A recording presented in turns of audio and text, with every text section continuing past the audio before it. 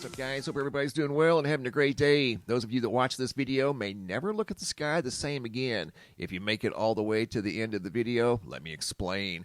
I want to talk about the gold rushes, the various gold rushes that we've seen come and go, and some new ones that are upon us right now as I do this video. Article over here at the newsdecoder.com, dated the 5th of February, 2025, talking about the next gold rush could be in space, mining asteroids in the asteroid belt. Well, gold mining has been around. It's nothing new. It's been around for thousands of years. Some of the more notable events, like within the last 130 years, the Klondike Gold Rush up in Canada, they were describing this as one of the largest gold rushes ever. People were finding large chunks of gold up in the Bonanza Creek area in Canada. And then, of course, the California Gold Rush, bringing 300,000 prospectors out west looking for gold, not only in the ground, but they were using every technique available to them back then. This is obviously pre-technology. They were using shovels and pickaxes as they were using pans in creeks and streams looking for the most minute particles of gold, because all of those small pieces of gold added up. So gold has been a hot commodity for thousands of years. Where did all this gold come from? Because Earth doesn't produce gold. The gold comes from extraterrestrial sources, even the sun. The sun and gold. For thousands of years, gold was considered the metal of the sun. Over here at thewisemag.com, article dated June 14th of 2019. The chemical symbol Au comes from the Latin word aurum, meaning glittering and shining. With its impressive bright yellow and glittery appearance, it is also very resistant and does not easily react with other substances such as air and water. This is why it doesn't rust or tarnish. And this article goes on to say gold can be found everywhere on the planet. It can be found in the seas, it can be found underground, and even in the highest layers of the atmosphere. While it can be found everywhere, it exists in generally low concentrations. Gold can also be found in plants, it can be found in the ocean, it can be found in trees. It's literally everywhere. Groundwater, albeit small trace amounts, it can literally be found everywhere, sometimes in large nuggets, sometimes in trace amounts. And gold has even been found in ice core samples dating back 50,000 years down in Antarctica, and we'll talk more about that here in just a moment. And those of you that have lasted this long, here we go. Here's something to think about. This is just a theory. I didn't arrive at this theory overnight. I've been thinking about this for many years off and on. It's not something that I dwell on, but whenever I see these things like this in the sky, I think that there's something else going on. I get a lot of videos of people sharing with me these various lines in the sky at various times. They're random. You never know where they're going to show up or when they're going to show up. So as I mentioned earlier, we've been mining gold on the Earth for thousands of years. We're talking about leaping out into space, mining gold on asteroids now with the advancements of new technology. This video footage here was sent in by Steve out of Oklahoma from just a few days ago. And we now know with the advancements of technology that there's gold in the sun's atmosphere. In other words, there's enough gold in the sun to fill all of the oceans of planet Earth. But back to the video that I put together. I receive these videos all the time of these planes flying through the sky, leaving 4 very thick trails in a sky that's clear blue. Here's another example of these trails in the sky, Greg, out of Ontario, and these again were just from a few days ago. What if these planes were up there? I took this photo myself. There were 4 lines in the sky. So let's say these lines right here are like prospectors from back in the day when gold mining was very, very popular in the 1800s. Well, let's say that these planes are up here prospecting the sky, looking for gold particles, right? And then once X marks the spot from the prospectors, and then you start to see these grids in the sky as if they're panning the sky, scouring the skies, looking for something, right? And then this over here is the leftover byproduct. This photo here was sent in by Lenore out of Liberty, Texas. She noticed the lines in the sky a couple of days ago, and this is what the sky looked like afterwards. There was kind of like a grayish black residue in the sky. Well, what if that was a side effect of these planes up here filtering the atmosphere looking for gold particles? And whenever they do find the gold particles, they come in droves, leaving these lines all over the sky like you see right here. What if this was following a large-scale CME event that just happened to push a lot of gold particles towards the Earth, and these planes are equipped to filter the air, much like we've filtered the creeks and streams of the Earth. We've filtered the soil for thousands of years looking for gold. Well, what if technology has given us a way to filter the sky, to get gold particles out of the sky? They may be small, but collectively they're going to add up. And you may not be able to see them, but you know they're there because there's gold in the sun. And whenever there's a large-scale coronal mass ejection, and a coronal mass ejection is literally the sun ejecting its own mass into space, sometimes, like you see right here, comes directly towards the Earth. And following a large-scale event like you see right here would be a compression event. What happens here is the mass from the coronal mass ejection interacts with the Earth's magnetic shields, and it causes a compression event. See that compression event right there? This graph is showing you that the Earth's atmosphere was compressed by the arrival of the coronal mass ejection. And that mass more than likely contained gold particulates, being able to push the particulates lower and lower, deeper and deeper into the atmosphere. That's otherwise well out here. Well, a compression event could, in theory, push the gold particles lower down into the atmosphere, where planes could possibly filter the atmosphere for gold. And you say, well, how would a plane do something like that? Well, if you've ever looked at a jet engine up close, I'm going to show you guys what one looks like up close.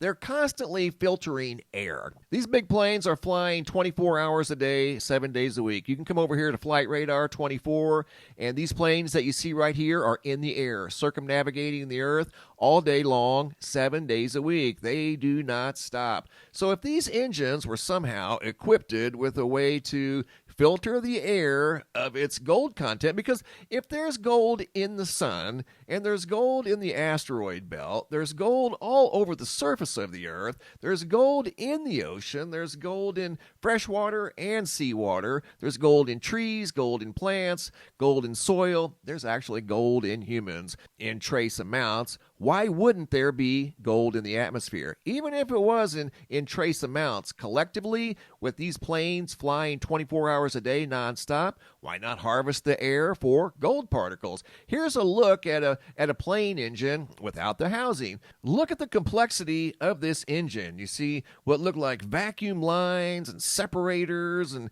condensers, capacitors, a super complex looking machine. Once again, loaded with all these aluminum, what look like vacuum lines that could be filtering the air. So here we go. Close-up view of a jet engine.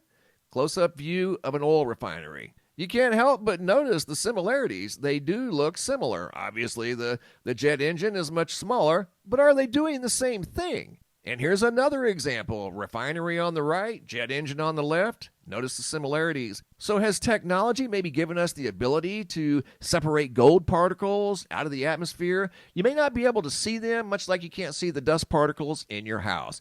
And here's an example of filtration systems in action. Over here on the right is a used filter from an HVAC system in a home, a clean filter on the left. The dust particles are all over the house. You don't see them, but they are everywhere. This filter gives you the ability to see the dust particles. Collectively, if you were to scrape all of this dust off of this filter, it would probably all fit in a teaspoon. There's not that much right there. It looks like a lot. The filter did its job. It collected the particles, but there's not that much there. But if you had 1,000 of these doing the same thing every single day, collectively, that would add up to quite a bit. Well, what if modern-day technology has given us the ability to refine air, like an oil refinery refines crude oil, turning it into hundreds of different things that we use: fertilizers, perfume, jelly, soap, vitamins, amino acids, petroleum jelly, just on and on and on. So a complex refinery has the ability to separate and compartmentalize vast components of crude oil. So what if a jet engine had the ability to collect and separate and refine air, almost like mining or refining elements on Earth as it began many thousands of years ago? Which takes us back to this. What if there were gold particles in the atmosphere, more at certain times than others? The sun's atmosphere contains gold, so why wouldn't the Earth's atmosphere contain gold? The gold on the Earth didn't originate from the Earth, it originated from off the Earth. So if there's gold in the sun's atmosphere, more than likely there's gold in the Earth's atmosphere. And gold has been discovered in Antarctica and ice cores dating back 50,000 years. So that came from space. And here's a segment from the galactic superwave theory from Dr. Paul LaViolette talking about discovering gold in a 50,000-year-old ice core sample, making it the first time gold had ever been discovered in polar ice. And you know the gold didn't originate there. It came from space. And with further advancements in technology, scientists have been able to calculate that the sun contains almost 2.5 trillion tons of gold, enough gold to fill the Earth's oceans, and even more than that. So that being said, that brings us back to these engines that are in the sky 24 hours a day, 7 days a week. We know there's gold in the sun. We obviously know there's gold in the Earth and all around the Earth. Why wouldn't there be gold in the atmosphere at certain levels? So why not equip the planes and these engines to filter the air, leaving behind what look like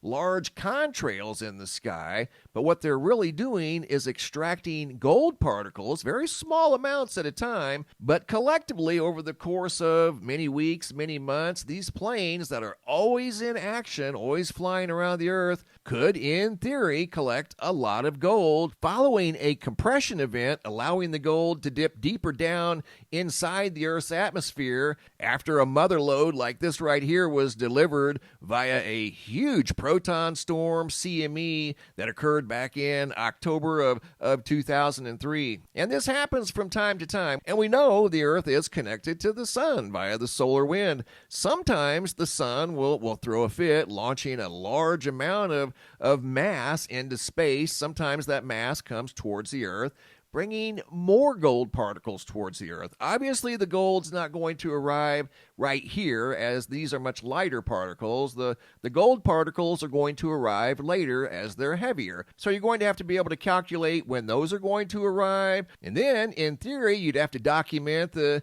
date and time of the compression event. And then you would send out the prospectors, send out the planes flying around, trying to locate the heaviest pockets of gold. And then when the densest concentrations of the gold particulates are found, we see this in the sky. And we never know when this is going to show up. This happens randomly, could happen anywhere in the world, but it's usually, not always, but usually kind of in the proximity of the sun, primarily in the daytime, but sometimes this does occur at night, but not very often. So again, what if these planes are up there mining gold, mining the atmosphere for gold particulates? What if these engines were equipped with the technology to do just that? We've mined gold all over the Earth for thousands of years. We're getting ready to mine gold on asteroids out in space in the asteroid belt. We've learned that the sun has enough gold in it to fill all of the oceans on the Earth. So why wouldn't there be, at the very least, gold particles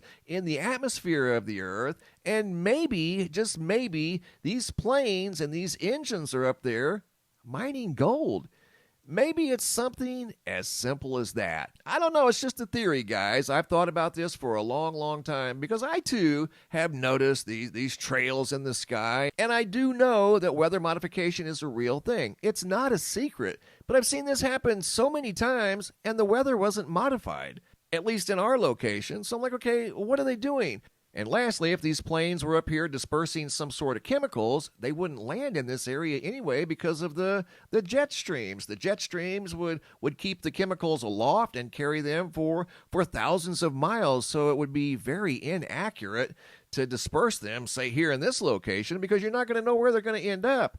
If they're up here looking for something like a heavy metal that's in the atmosphere that's been compressed from a recent compression event that occurred during a CME that quite possibly delivered a mother lode of gold particles into the atmosphere, much like the mother lodes that were sought after back in the Klondike gold rush up in Canada, the California gold rush back in the mid 1800s. The gold rush continues, guys. It hasn't gone anywhere. It's always going to be around. It's just the technology has given us an advantage now in looking for gold and quite possibly retrieving gold in other places that we would have never thought even possible, like finding gold on asteroids. So what's so far-fetched about airplanes being equipped with engines that can filter air, keeping the components that it wants? And then once the air is filtered, what's left behind is what you see right here. And that may explain why we don't see this every single day, because they're up there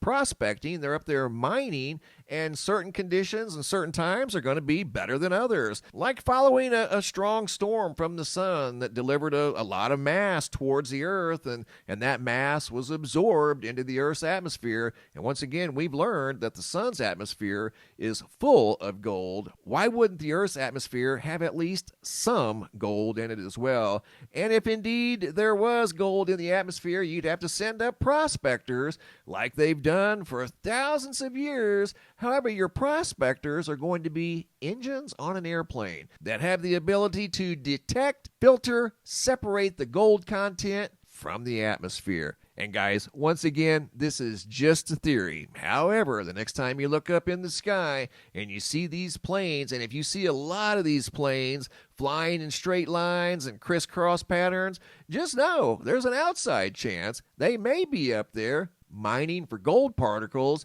in the atmosphere. Because if there's gold in the sun's atmosphere, there's going to be gold in the earth's atmosphere. Thanks for watching. Have a super day and be safe out there.